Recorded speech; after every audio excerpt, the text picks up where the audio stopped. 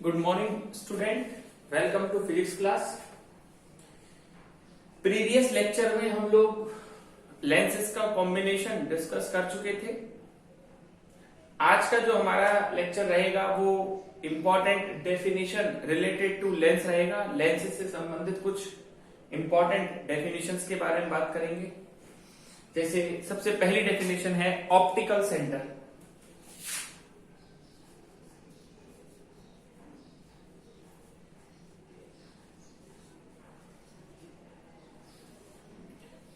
जिस तरह से मिरर में पोल होता है उस तरह से लेंस के बीच का जो मिड पॉइंट होता है, mid point of the lens is known optical centre.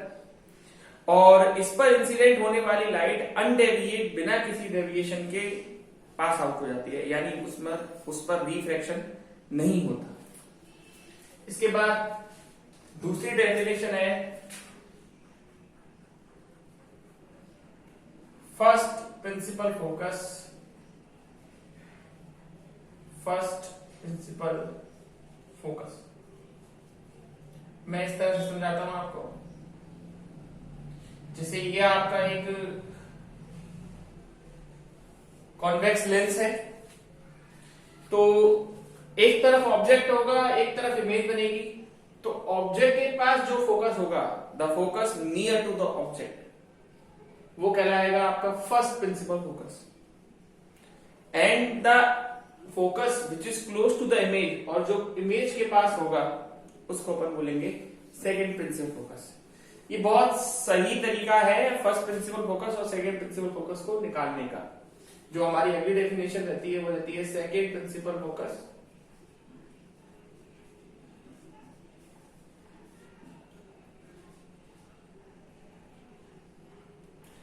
तो जो फोकस आपका ऑब्जेक्ट के पास है वो फर्स्ट, और जो फोकस आपका इमेज के पास है वो सेकंड। ठीक है, तो ये आपके optical centre, first principal focus और सेकंड प्रिंसिपल फोकस की डेफिनेशन हो गई। इसके बाद आगे है image formation due to lens. Lens से इमेज फॉर्मेशन को स्टडी करेंगे।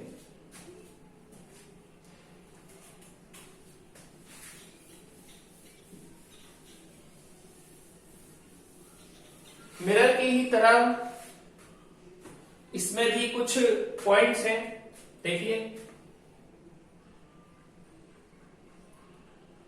जैसे ये आपका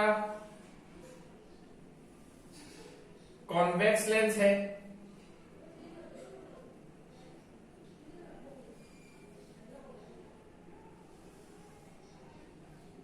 ये आपका कॉन्केव लेंस है। ये पहला फोकस F हो गया। इसके सेंटर ऑफ कर्वेचर को हम 2F से लिख देते हैं। कोशिश ये करते हैं कि दोनों साइड बराबर रहे। ये इसको F2 लिख दीजिएगा। यहां पे जो होगा वो F1 होगा, ये 2F1 लिख दीजिएगा। ऐसे यहां पर ये F1 और ये तुम्हारा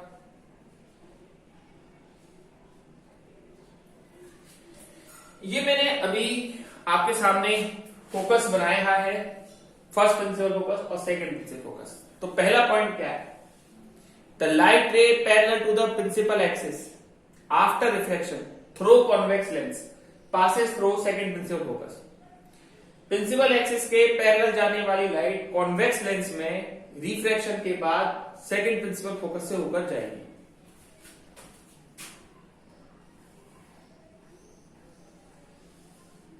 ठीक है, यहां आप लगा सकते हैं एक ऑब्जेक्ट।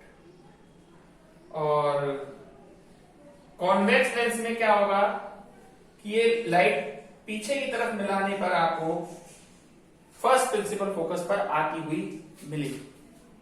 कॉन्वेक्स लेंस में आपको ये लाइट पीछे की तरफ मिलाने पर फर्स्ट प्रिंसिपल फोकस पर आकर मिलेगी, और कॉन्केव लेंस में पीछे की तरफ आती हुई मिलेगी, और कॉन्वेक्स लेंस में सेकंड से होकर जाएगी।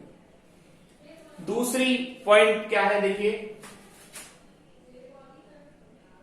जो ऑप्टिकल सेंटर से होकर जाएगी light after reflection passes without any deviation, जो लाइट ऑप्टिकल सेंटर से होकर जाएगी वो बिना किसी डेविएशन के पास हो जाएगी यानी उसमें रिफ्रैक्शन नहीं होगा।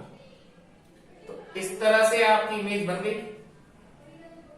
ये रही आपकी एक ए डैश बी डैश, ये देखिए, और ये रहा ए बी, ये ए बी का आपका ये रहा ए डैश बी डैश। वैसे तो दो ही पॉइंट सफिशिएंट होते हैं। बाकी कॉन्वेक्स लेंस में आप एक पॉइंट और अडॉप्ट कर सकते हैं कि जो इसके फर्स्ट प्रिंसिपल फोकस से होकर जो लाइट जाएगी, after reflection become parallel to principal axis. Concave lens में इस पॉइंट को दिखा नहीं पाते हैं, थोड़ा कॉम्प्लेक्स पड़ता है। बाकी कोई ऐसी बात नहीं है, आप कॉन्वेक्स लेंस में दिखाइए इसको बहुत आराम से, कोई दिक्कत नहीं है। तो ये पॉइंट्स हैं, आशा करते हैं आपको ये सारे पॉइंट्स समझ में आ गए होंगे। इसके बाद हम कॉन्वेक्स लेंस से इमेज की अलग अलग पोजीशन को स्टडी करते हैं। देखिए,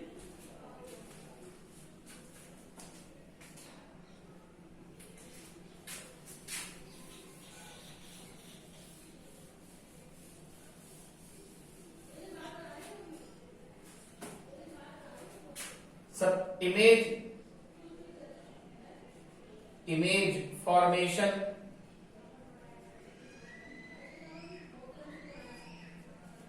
due to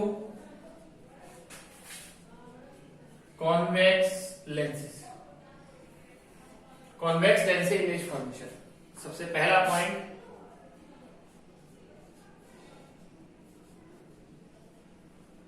position of object की पोजीशन बतानी है। तो सर हमारा पहला पॉइंट है एट इंफिनिटी। कॉन्वेक्स लेंस बनाइए आप एक,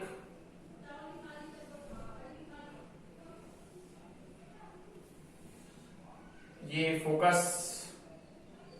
कोशिश कीजिए F1 और F2 दोनों बराबर ही हों, ठीक है। इंफिनिटी से आने वाली लाइट रे आफ्टर रिफ्लेक्शन कॉन्वेक्स लेंस में सेकंड प्रिंसिपल फोकस से होकर चलेगी। तो बताइए पोजीशन ऑफ इमेज कहां आया?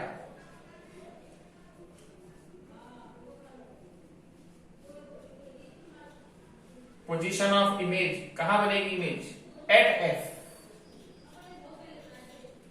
साइज बताइए, वेरी स्मॉल, जिसको हम लोग क्या कह सकते हैं? Diminish, very small. और m की वैल्यू हम कह सकते हैं, मैग्निफिकेशन की वैल्यू बहुत बहुत कम आएगी 1 से। नेचर रियल एंड इन्वर्टेड, ये नेचर है इसका, ठीक है। ये पहला केस है।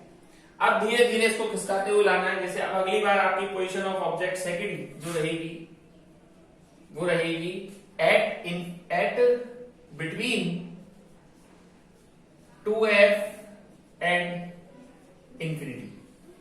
अब जो आपका जो ऑब्जेक्ट है,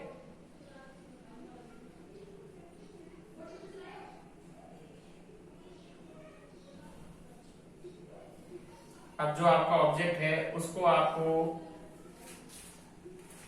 2f और इंफिनिटी के बीच में रखना है। मान लीजिए ये रखा है, ये रहा ए बी। तो पहली लाइन तो बिल्कुल यही आएगी कि the light ray parallel to principal axis.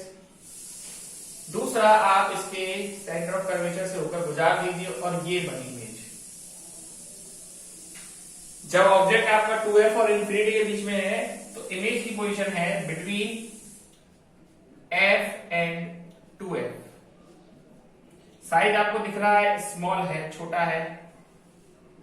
m की वैल्यू 1 से कम आई। हाँ, अभी भी इमेज उल्टी है, रियल एंड इन्वर्टेड, ठीक है।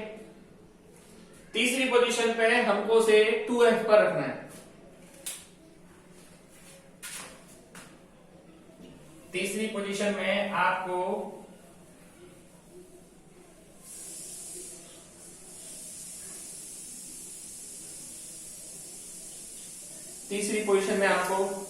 ऑब्जेक्ट को उसके सेकेंड प्रिंसिपल फोकस पर रखना है।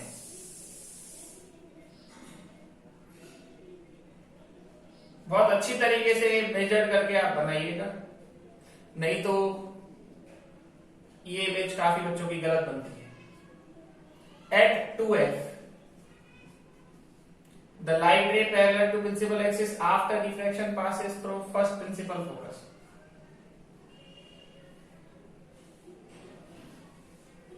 ठीक है, और जो इसके सेकंड प्रिंसिपल फोकस से ऊपर जाएगी,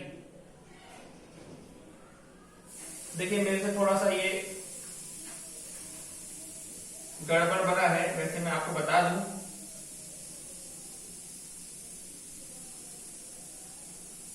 अगर आप ऑब्जेक्ट 2f पर लेंगे तो उसकी इमेज भी कहां बनेगी, 2f पर।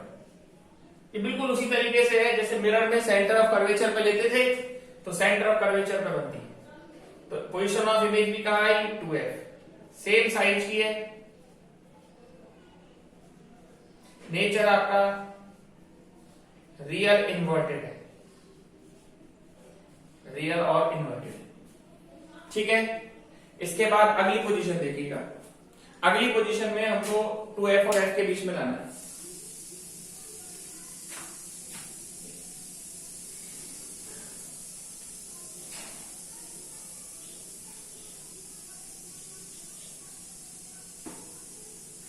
पोजीशन ऑफ ऑब्जेक्ट बिटवीन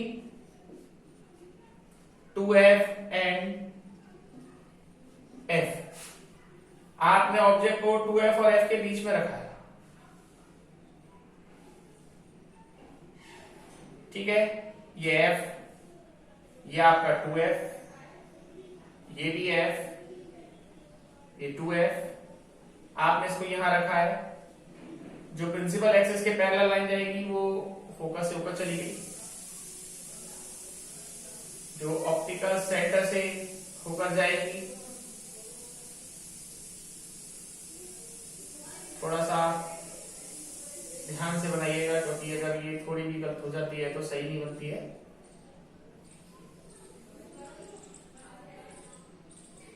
आप पेंसिल और उसकी हेल्प से बनाएंगे, बहुत सही बनेगी, ऐसी कोई बात नहीं है। आप सोचे कि सर गड़बड़ होगा, हमसे भी नहीं, आप बराबर बराबर नाप के बनाइएगा f और 2f। तो ये देखिए, तो position I between infinity and 2f, ये आपकी चौथी पोजीशन है, और साइज बड़ा आया है, बिग या लार्ज लिख सकते हैं, और n की वैल्यू, मैग्निफिकेशन की वैल्यू 1 से ज्यादा आई, लेकिन अभी भी उल्टी है, रियल एंड इनवर्टेड। ये आपने पहले भी पढ़ी है, तो मैंने आज आपको सिर्फ 4 पोजीशन का डिस्कस किया है।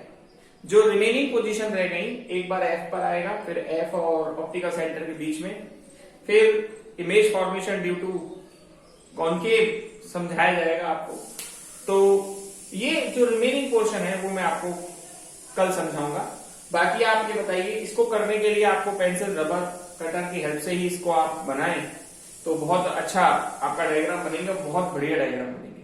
ओके, तो आज के लेक्चर के लिए बहुत है, और ये डायग्राम नीट एंड क्लीन, साफ सुथरे होने चाहिए। Okay, that's all.